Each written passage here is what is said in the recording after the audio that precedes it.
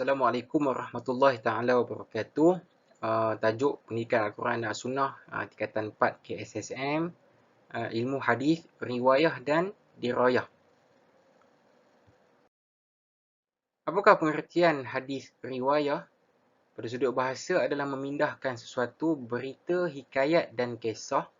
Pada sudut istilah, ilmu yang mengkaji tentang periwayatan perkara yang disandarkan kepada Nabi Muhammad SAW secara khusus, sama ada perkataan, perbuatan, takrir, sifat dan akhlak dengan cara yang terperinci dan teliti. Okey, bawah ini adalah nama-nama lain bagi hadis riwayah, iaitu as-sunnah, al-athar dan al-khabar. Sejarah perkembangan ilmu hadis riwayah pada zaman Rasulullah SAW. Hadis merupakan sumber agama kepada sahabat selain daripada Al-Quran. Majoriti sahabat menerima hadis daripada Nabi secara langsung, secara lisan dan menghafaznya. Secara langsung, lisan dan menghafaznya. Masyarakat Arab pada masa tersebut banyak yang buta huruf dengan tak tahu menulis, tetapi berdaya ingatan kuat dengan ada ingatan yang sangat baik. Terdapat larangan daripada Nabi untuk menulis hadis atas beberapa sebab. Namun ada juga sahabat-sahabat yang dibenarkan menulis hadis dengan beberapa syarat tertentu. Okay. Ini adalah sebab larangan menulis hadis. Yang pertamanya, bimbang campur aduk dengan Al-Quran. Yang kedua, bimbang ditulis dalam satu mushaf dengan Al-Quran. Yang ketiga, larangan ini khusus kepada sahabat yang menghafaz Al-Quran. Kemudian, apakah syarat di mana sebahagian sahabat dibenarkan? Apakah syaratnya? Ditulis ketika Al-Quran tidak turun, khusus kepada sahabat yang mudah lupa sahaja, dan ditulis dalam lebaran yang berasingan dengan Al-Quran. Okey, baik. Sejarah perkembangan ilmu hadis riwayah pada zaman sahabat. Tiada lagi penulisan hadis secara formal pada zaman sahabat. Hadis riwayah. Terdapat dalam kalangan sahabat yang pandai menulis seperti Sayyidina Abu Bakar, Sayyidina Muaz bin Jabal, Sayyidina Umar bin Al-Khattab, Sayyidina Muawiyah bin Abu Sufyan, Sayyidina Abdullah bin Zubair dan Sayyidina Jabir bin Samarah. Kegiatan yang berlaku ialah mengajar, mempelajari, meriwayat, mengumpul dan mencatat hadis. Tiada lagi pembukuan dan pengumpulan hadis secara khusus. Sejarah perkembangan ilmu hadis riwayah pada zaman tabi'in.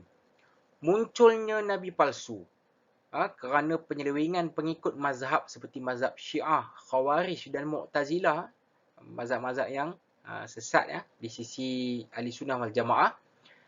Berlaku juga pengurangan penghafaz hadis kerana berpindah ataupun syahid di medan jihad.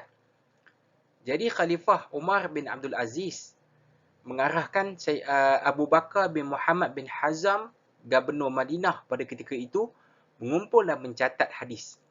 Usaha diteruskan oleh Muhammad bin Muslim bin Shihab Az-Zahri dengan mengumpul dan membukukan hadis untuk diedarkan ke seluruh negara Islam.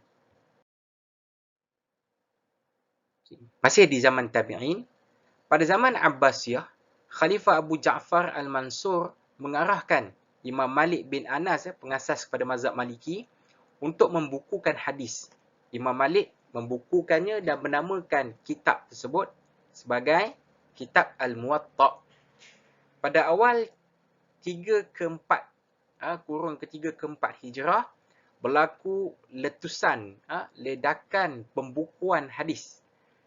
Di riwayah, antaranya pembukuan kitab Sahih Bukhari, Sahih Muslim, Sunan Tirmizi, Sunan Abu Daud, Sunan Nasa'i, Sunan Ibnu Majah, yang kita gelar ia sebagai Kutubus Sittah, kitab 6.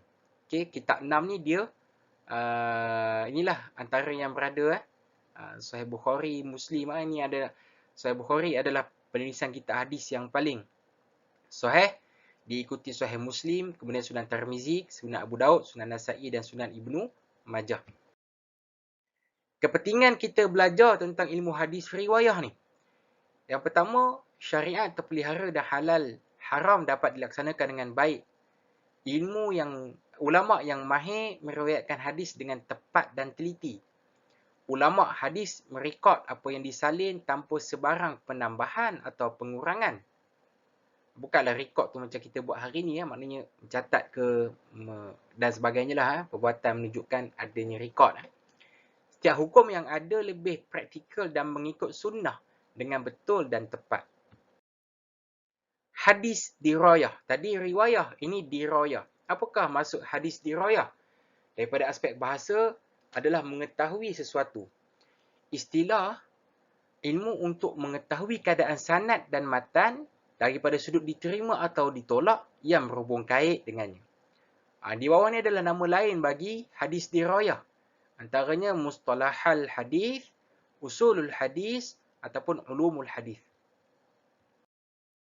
Sejarah perkembangan ilmu hadis dirayah pada zaman Rasulullah dan sahabat.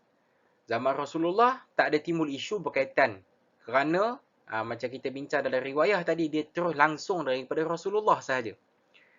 Kemudian pada zaman sahabat juga masih tiada lagi perkembangan ilmu dirayah ni secara formal, tetapi sahabat dia sangat berhati-hati dalam meriwayatkan sesuatu hadis, menyelidik keadaan perawi dan periwayatan bagi pastikan hadis tersebut sahih atau tidak, diterima ataupun tidak boleh diterima. Sejarah perkembangan ilmu hadis dirayah pada zaman tabi'in dan itba' tabi'in ataupun tabi' tabi'in. Pada zaman tabi'in, perkembangan ilmu hadis dirayah adalah secara tidak formal seperti mana zaman sahabah. Akan tetapi pada zaman tabi' tabi'in, munculnya beberapa keperluan mendesak, antaranya ada puak-puak yang suka melakukan pemalsuan terhadap hadis, seperti daripada puak-puak Syiah ataupun puak-puak Sabaiyah ini. Jadi ilmu hadis dirayah ni mula dikaji, mula disusun, mula dibukukan secara formal. Ulama hadis membukukan, tetapi bukan formal, masih berselerak, dia bercampur-campur lagi dengan bidang ilmu yang lain. Ulama hadis membukukan hadis dengan menggunakan prinsip, kaedah dan istilah hadis bagi membendung pemalsuan hadis. Sejarah perkembangan ilmu hadis pada zaman tabi'in dan tabi' tabi'in, ini antara pelopor-pelopor penulisan ataupun pekajian dalam bab hadis dirayah, antaranya Imam Syafi'i. Beliau menulis sebahagian ilmu usul fiqh, sebahagian ilmu usul hadis dalam kitab Ar-Risalah dan kitab Al-Antaranya Imam Al-Qadi Abu Muhammad Hasan. Antaranya ni ada 4 orang ni, Imam An-Naisaburi, Imam Abu Nu'aim Al-Asfahani, Imam Khatib bin Abu Bakar Al-Baghdadi dan Imam Ibn Salah. Ini start di sinilah, di bawah bidang hadis dirayah dipecah-pecahkan kepada bidang-bidang yang lebih kecil yang akan kita tengok sebentar nanti. Okay. Apakah perbincangan yang terdapat di dalam hadis dirayah? Dia ada 3 jenis. Yang ni yang pertama dari sudut sanad dan rawi. Antaranya adalah ilmu tarikh ar-rawah, mengkaji tentang tarikh kelahiran dan kematian seseorang perawi hadis. Tabaqatur rawah, mengkaji sekumpulan perawi hadis yang menerima, memelihara, menyampaikan hadis. Rijalul hadis, mengkaji perawi hadis daripada pelbagai aspek, untuk mendedahkan latar belakang mereka ni, sama ada mereka ni apa yang diriwayatkan boleh diterima ke ataupun tidak boleh diterima. Al-jarh wa ta'dil, mengkaji para perawi hadis dari aspek keadilan dan kekuatan hafazan mereka dan sebagainya. Jenis kedua adalah tentang matan sahaja. Antaranya bidang ilmu mukhtalaful hadis, membincangkan percanggahan antara dua hadis yang pada makna yang zahirnya satu mensabitkan, satu menafikan. Asbabul wurud, seperti mana asbabun nuzul, sebab sesuatu hadis itu berlaku. Kemudian an-nasakh wal mansukh, mengkaji tentang hadis yang datang kemudian sebagai penghapus terhadap hadis yang datang terdahulu. Gharibul hadis, penjelasan maksud perkataan-perkataan yang sukar, yang susah untuk difahami. Kemudian bidang perbahasan ilmu hadis yang dirayah ni yang melibatkan tentang sanad dan matan. Jenis yang ketiga, antaranya ilmu takhrijul hadis. Takhrij hadis ni dia mengkaji sumber asal dan memberikan status sesuatu hadis ini. Ilal hadis, mengkaji sebab kecatatan yang ada dalam hadis, kecatatan-kecatatan yang tersembunyi yang menggugat kesahihan sesuatu hadis. Faedah ataupun kepentingan kita mempelajari ilmu hadis dirayah. Antaranya memastikan umat Islam terselamat daripada sebarang bentuk penyelewengan apabila menerima dan menyebarkan hadis. Yang kedua, dapat membezakan hadis sahih dan maudhu'. Yang ketiga, hadis terpelihara daripada sebarang campur aduk unsur-unsur yang asing. Tindakan dan usaha yang boleh kita laksanakan untuk menjadikan hadis riwayah dan dirayah ini sebagai panduan dalam kehidupan. Yang pertamanya, pada aspek individu kita sendiri.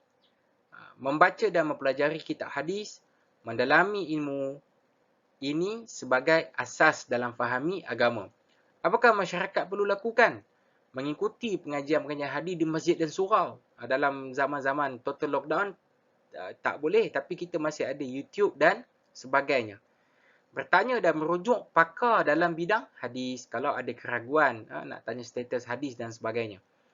Kerajaan memperbanyakkan karya penterjemahan daripada bahasa Arab ke bahasa Melayu.